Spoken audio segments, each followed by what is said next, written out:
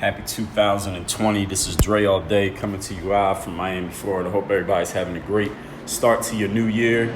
Turn the volume up, turn your phone up, turn everything up. We're going to talk about today how to get the returns that you want from your life, from whatever it is you're doing. Somebody on the street with a loud ass motorcycle. So if you're not getting the kind of returns that you want life right now, you need to listen up. If you are getting them, you need to listen up too. I'm gonna tell you why you're getting them. You might not even know what's doing it. You might not even know the strategies that you're using, the mechanisms that are working in your favor. My name is Dre All Day. As you come in, leave your name and location. Name and location in the comments. What your name is, where you are checking in from. I like all the lights. So we got red and blue right there. It's a lot of blue. Purple and blue here. Maybe I got the purple for Toronto. The Heat are playing against the Toronto Raptors. And I always know when the Heat got a game because I see everybody walking towards the arena with the Heat jerseys on. Miles checking in from Florida. Let me see.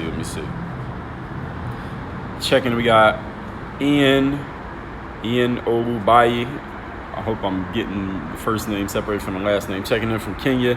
We got Miles checking in from Florida. Chris from London. Justin from Australia. Thomas from Bielefeld, Germany. Shout out to everybody worldwide who is checking in. Tell me your name, locations you check in.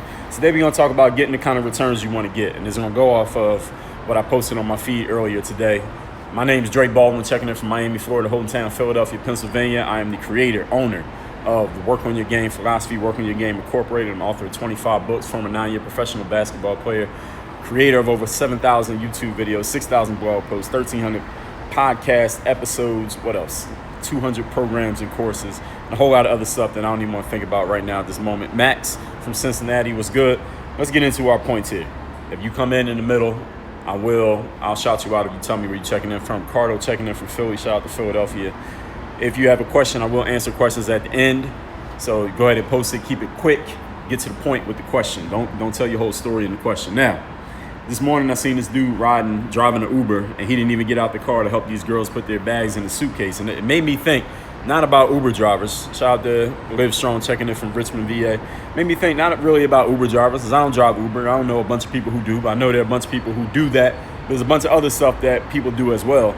And it's not about driving Uber. It's not about suitcases. It's about, are you giving the bare minimum effort in what you do? Because if you're giving the bare minimum effort of what you do, then it makes sense that in the long run, you're going to get a bare minimum return. You put a bare minimum investment in, you're going to get a bare minimum ROI. So really what you need to think about here is not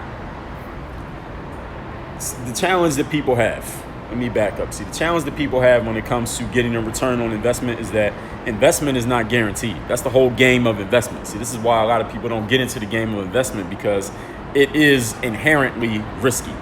There's not always a guarantee in an investment. Actually, most investments don't have a guarantee. That's what makes them the game. That's the game of investing. That's why some people get in, some people don't, and some people go for the safe thing, the quick thing, the thing that's guaranteed to produce a return. Here's the problem with things that are guaranteed to produce a return is that everybody knows that they're guaranteed. By the time you know about it, everybody else knows about it too. And when something is guaranteed to produce a certain outcome, all the equity has already been sucked out of it. So all that's left is the crumbs for the people who need something that's guaranteed before they put any work in. In life, the biggest achievements that you're going to have are the ones in which it is not guaranteed you're going to get a result. You got to put a whole bunch of investment in up front, and you might get nothing back, but then you get something back. That becomes your greatest accomplishment. If you want to achieve big things in life, you got to go after something that you know other people are not going to go after, not because they don't want it, not because there's not an opportunity, not because they don't know about it, but because there's a huge investment required up front, and there's no guarantee that you're going to get anything back. And that's the challenge that a whole lot of people have in life. A lot of people don't put the work in to get their business going, to become a professional athlete, to start a company, to do anything that is worth having in the long run, anything that you want, a relationship, a business, a career, becoming a certain type of person, getting yourself in certain type of shape, having a certain type of audience, having certain types of friends, building a certain type of family. All of those things require an investment up front, and you have no idea if it's going to work out and pay you back on the back end, but you still got to do the work. Are you willing to do the work? Are you willing to give more than the bare minimum effort? A lot of people don't want to give more than bare minimum effort because they say, well, I've given more than a bare minimum effort before. I've gone the extra mile before, But when I went the extra mile before, I didn't get anything back from it. I was reading on these message boards, these guys who drive Uber and Lyft. The guy was saying, well, I used to get out the car and help people with their bags, but then the people wouldn't give me a tip. So you know what? I stopped getting out the car. I stopped helping people with their bags because they weren't giving me a tip for getting out my car and helping with the bags. So forget that. I don't do that anymore. I just pop the trunk and let them put the bags in there their damn selves. Well, here's the problem with that mindset. While I guess he calls himself being efficient because since he's not getting anything back from it, he's not going to do the work. The problem is he'll never get a tip from anybody with that mindset. Nobody's ever going to give him a tip, and it's not because people don't have the money. And it's not because people don't like him or any of those things. The reason why he's not getting a tip from anybody is because he has a mindset of nobody's going to give me one, so therefore they're not going to put the work in. It's like if any of you ever worked in a service, any type of service industry, whether that's hairdressing, being a barber, being a waiter, a waitress, driving Uber, Postmates, Uber Eats, Grubhub, any of those, people don't want to give a tip, or you think people don't want to give a tip, so you give a bullshit effort. Well, of course nobody's going to give you anything. Or one time I was on social media, I was on Twitter, and I was posting to Postmates like, yo, the app won't let me leave this page until I give some amount of tip. I don't want to give a tip. I didn't want to give a tip for that particular transaction. And somebody came in there trying to tell me why I was wrong for not wanting to give a tip to whoever the driver was that particular day. And they basically, their argument was two things. Either A, if you can't afford to tip somebody, then you shouldn't do it. Or if you're not going to tip somebody, you shouldn't do it. You shouldn't use the app. And the other one was, well, we only make $3 for every delivery, therefore you should tip us because that's how we make our money. Well, listen, I don't give a fuck how you make your money. That ain't my business. My business is I wanted a cheesesteak and some fries. It cost me $16. I had to pay a $6 delivery fee. We do the math, that's $22. I don't owe you anything extra. It ain't my fault that you work there. All right, I ain't tell you to work there. You chose to work there. So if I just needed to go to the store and pick the shit up myself, then I'm gonna go do that. But it ain't my business that you make $3 for the delivery. It's my job to subsidize what you're not making through giving you a tip. Now, if you give excellent service, you go above and beyond in your delivery, then hell yeah, I'll give you a tip. But not because you're telling me I need to do it, not because you're telling me I'm wrong for not doing it, not because you're going to browbeat me about how bad your job is and how little they pay you, which means somebody else owes you, the world owes you. Listen, don't nobody owe you shit. If you want to make extra, you got to earn extra. And listen, I'm not against people who work in the service industry. I mean, I do coaching and consulting. Usually you don't get tipped for doing that. Professional speaking, these are all service-based industries, but you usually don't get a tip. But the thing is, I worked as a waiter when I was 15, 16 years old. I did those jobs. I understand working in the service-based industries. I worked as a personal trainer. I've done these things. So I like any kind of job where you can control your income. I like working in sales where I was on commission because my effort determined my outcome, determined my results. So I'm not against anybody who works in those industries, but you need to understand that just because you took the job does not mean you're guaranteed an income. Doesn't mean you're guaranteed money. Damn sure doesn't mean you're guaranteed to get anything extra from a customer who's already paying for the service. All right, the haircut costs $20. They don't owe you a tip. Now, you might be mad they don't give you one. That's because you have a mindset of entitlement. And I guarantee you, any of you know somebody who works in service who makes a lot of money on tips, I guarantee you they have a completely different mindset than the people who had a scarcity mindset. See, a scarcity mindset is, I'm going to size up that customer at that table. They look like they ain't got no money, so I don't want the table, or I'm not going to get them great service because I don't think they're going to tip me no matter what I do. That's a scarcity mindset, which says nothing exists, so I'm not going to get anything, therefore I'm not going to give anything. And you know what happens? You get nothing because you have a mindset of scarcity that controls your actions that leads to your results.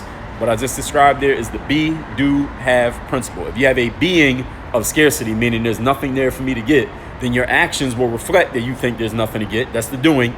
And then you end up having nothing. That's the having. Be, do, and have. This is the way that it works in all of life. When you have an abundance mindset, here's what happens.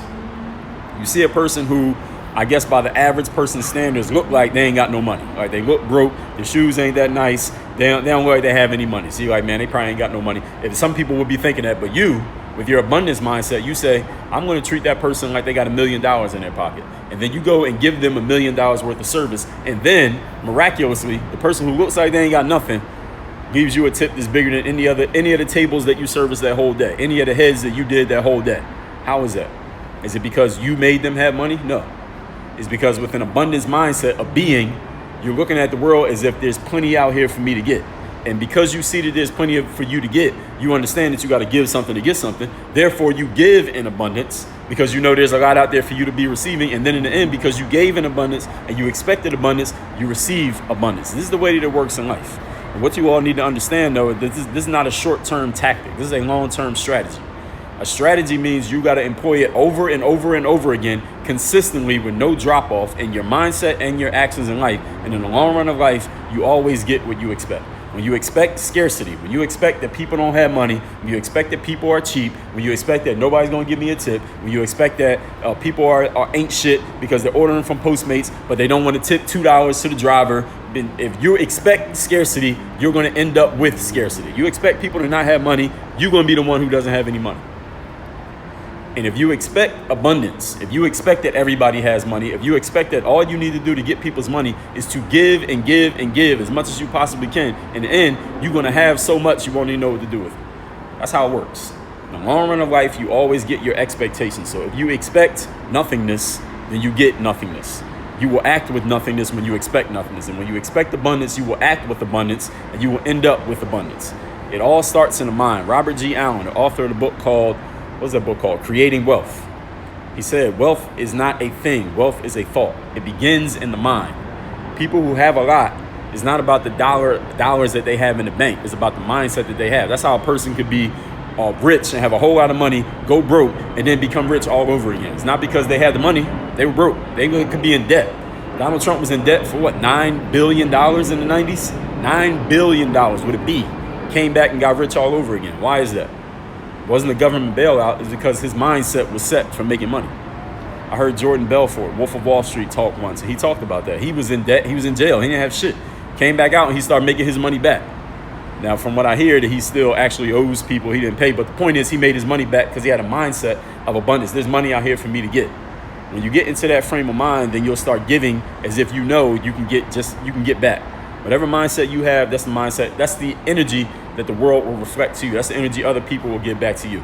So now, my dinner is heated up and I got to eat my spinach. So I'm going to take questions and then we're going to wrap this up. So everybody who's in here, my name is Dre All Day. My book, The Mirror of Motivation, Self-Guide to Self-Discipline. You get that free at the link in my Instagram bio. If there are questions, I'm going to take them down. So I'm scrolling through to see what's good. Let's see. Live Strong says, fear of investment leads to missed opportunities. Absolutely. And a lack of investment leads to missed opportunities as well. Not just the fear of it, but the lack of it. Smooth said, how smooth and melanated. How often do I work out? Every day. Moal Basri, I appreciate it. Smooth says, that's why you can't judge a book by its cover. That's right.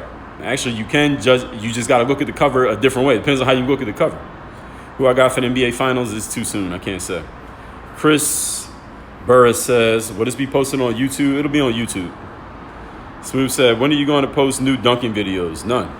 I'm not posting no new dunking videos. Basketball is over for me. I ain't playing no more basketball. Ismail says, your book, Working Your Game, is a true masterpiece. So much value on every page. That's a fact. Anybody who doesn't have my book, Working Your Game, go to workingyourgamebook.com. Raphael said, who's your hero? Myself, me. Live Strong said, do you ever sign autographs for people?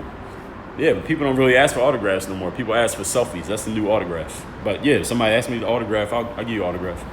All right, that's that. We wrapping this up right now. Everybody have a great, what's today? Thursday. Work on your game. Workingyourgamebook.com to get my book. Mirrormotivation.com to get my book, The Self-Guide to Self-Discipline. You get it for free. All you got to do is tell me where to ship it. Work on your game. Dre All Day.